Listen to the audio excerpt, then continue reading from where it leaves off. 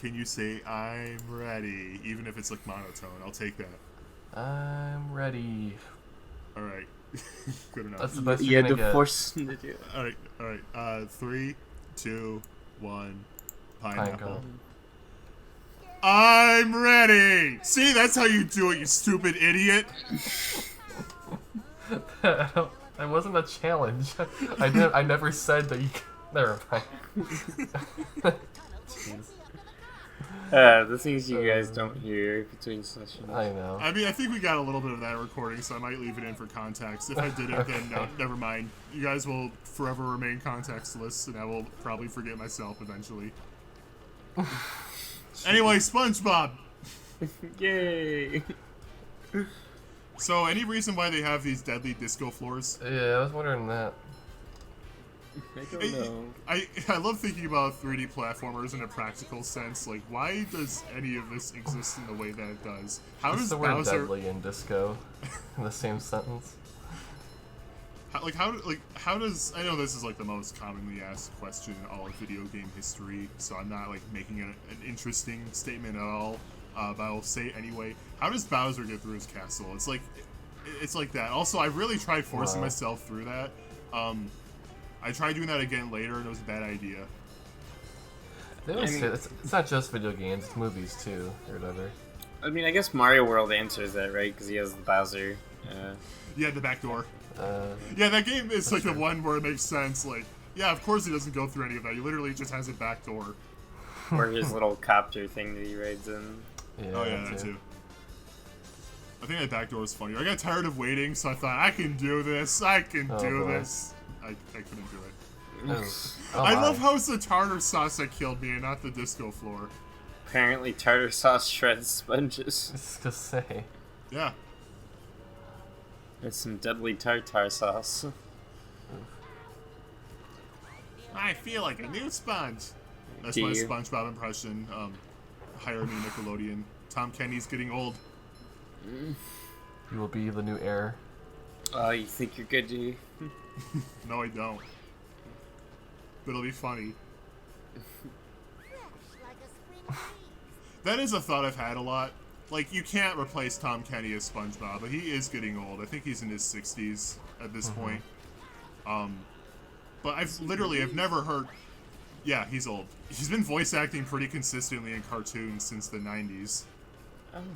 Yeah, he voiced like half the side characters in Rocko's Modern Life. Anyway. Yeah, I guess that would be right, because he would have been in his 20s when he did all Well, no, not 20s. that. Well, Maybe like late 20s, early 30s or whatever. Yeah. Yeah, anyway. I've never heard a good SpongeBob impression before. No offense to anyone who's done it. I'm sorry, none of them come close, even remotely close to Tom Kenny. All of them sound very off. So what are they going to do about that when Tom Kenny eventually retires or something worse happens? They'll just have to stop making SpongeBob. As if they're going to do that. Yeah, no. It's been going on for over 20 years now, and it's still going pretty strong, at least, rating-wise. I will hold back on my... They will have an AI voice actor do it. Actually, that's possible. Yeah. AI voices are getting pretty good now. Yep. And, yeah, that's... is that going to be your media now? We're just going to have a whole bunch of It's all AIs. just AI. I mean, probably... Same with actors and actresses. Yeah, just deep... You don't need, you don't need, Keanu Reeves anymore. Just take a At that picture point, of you him wouldn't from- even sell art as a product anymore. You just sell the AI that created it.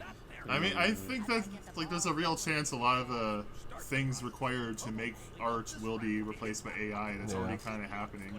Well, think about it too. If you're a movie studio and you want to save money, right? So like, if you can save a lot of money by like doing a deep fake or AI voice acting, if it's good enough. If you can't tell the difference.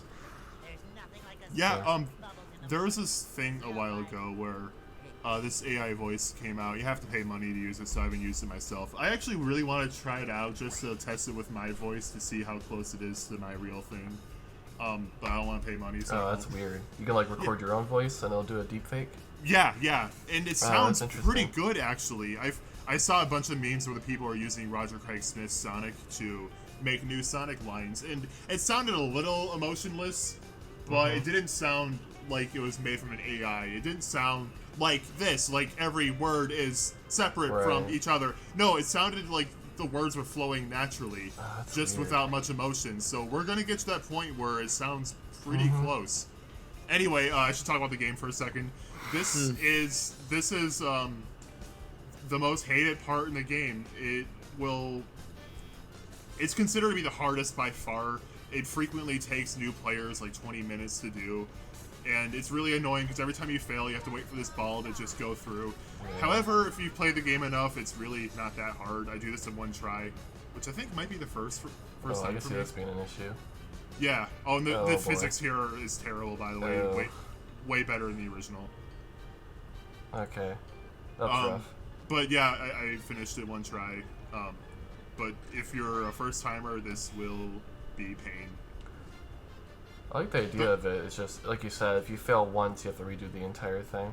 Yeah. If there are checkpoints, I wouldn't really mind as much, because it's one of those things where the early parts were super easy. You're not going to ever fail that once you know what to do.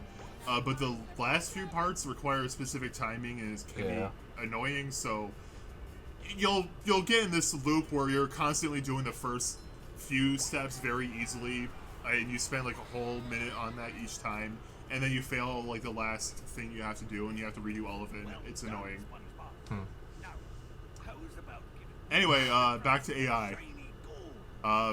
We're at a point where I'm seeing just news articles use AI-generated images as if it's nothing. Like, there's this article about how successful the Mario movie is, and the article has a picture of Mario with money falling from the sky. But if you look closely, his hands are really freaky, his arms are really short, the money itself looks closer to playing cards, or someone saw it as condoms, and honestly, yeah, it looks closer to condoms than money.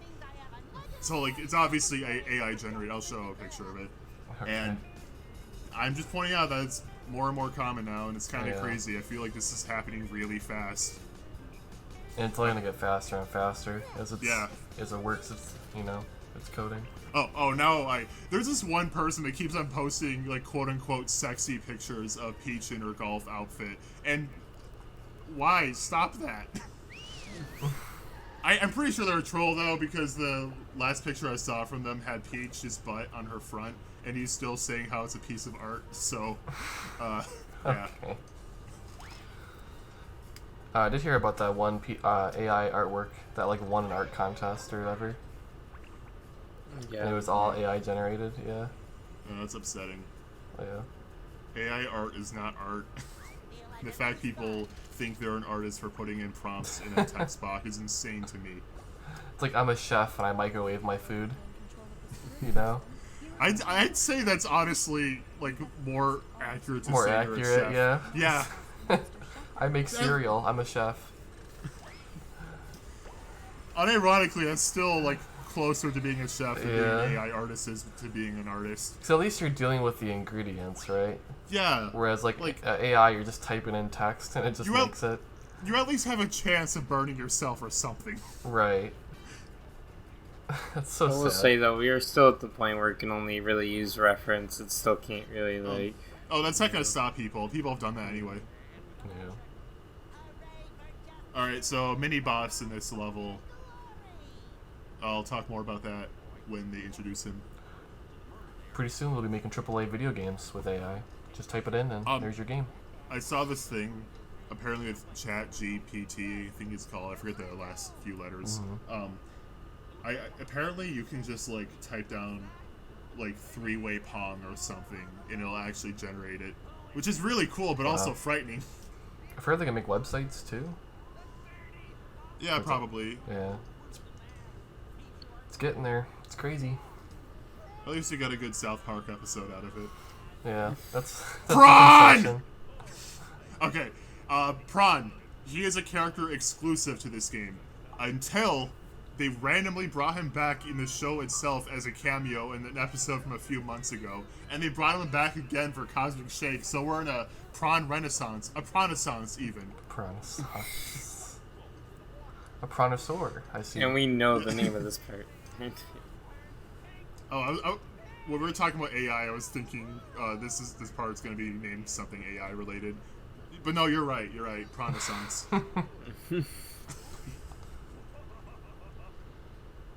Yikes. I remember people were surprised he got back the original voice actor for Cosmic Shake, and I was thinking, guys, that's Doug Lawrence. He voices Plankton. Of course they have Doug Lawrence. Yeah, you can tell it's the Plankton voice actor. You can hear his voice in it.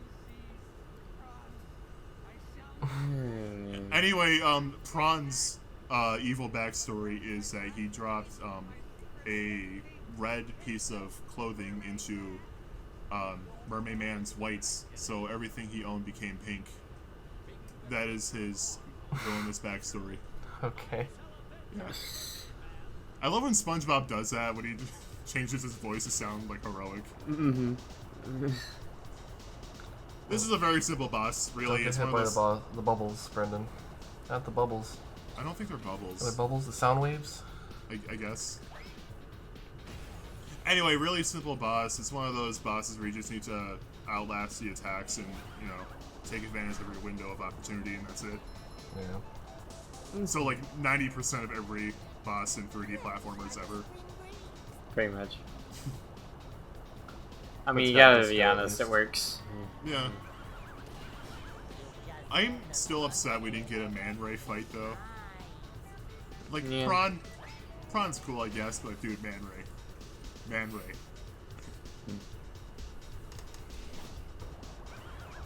No, this is your wallet. Yeah. No, dude, it's your wallet. It's not my wallet. Yeah. The part where he just grabs Patrick's head and starts slamming him to the ground repeatedly. They could have made that an attack. Mm-hmm. I would have loved that. I love that episode. Yeah, that's the best Mermaid Man and Barnacle Boy episode easily. I think I screw this up, so get ready for another cycle. Oh, fun. Yeah. So, Barnacle Boy and Mermaid Man, are they actually, like, what are they then? Mermaids, I guess. Mermaids? Like, I was gonna ask, like, how do they breathe underwater, but I guess that answers my question. They had an origin story episode where they were normal humans at one point and just live in an apartment. And I forget exactly what happened, but they made, like, the most insane thing. Like, they fell in a vat of acid and a radioactive, I don't know, horse bit them or something. And, like, five other things hit them. I don't even remember. It's one of the... It's not a recent episode. I think it's season 5, but, you know, it's outside the seasons I watch. Okay.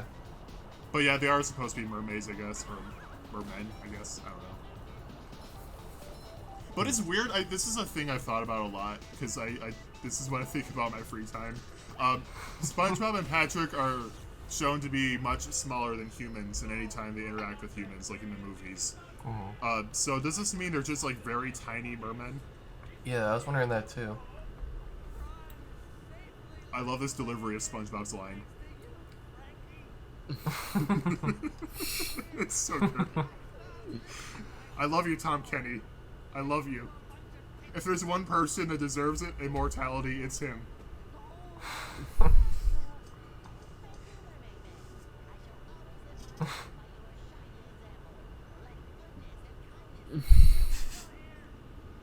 That was good. Okay, so Mermaid Man's voice, it is incredibly far from the way it's supposed to sound from the show, but I still kind of like it because it's a really funny sounding old man voice. I was gonna say, he sounds like a drunk grandpa. Yeah, Joe White. Like, Joe White, I give him a lot of crap for doing a terrible Mr. Krabs impression, but I want him to use his old man voice in something else, because I genuinely love it. I think it's really good. I don't think it's good for Mermaid Man, but, you know, old men in general, good. Anyway, part over. Bye. See you guys in the next one. Woo, bye.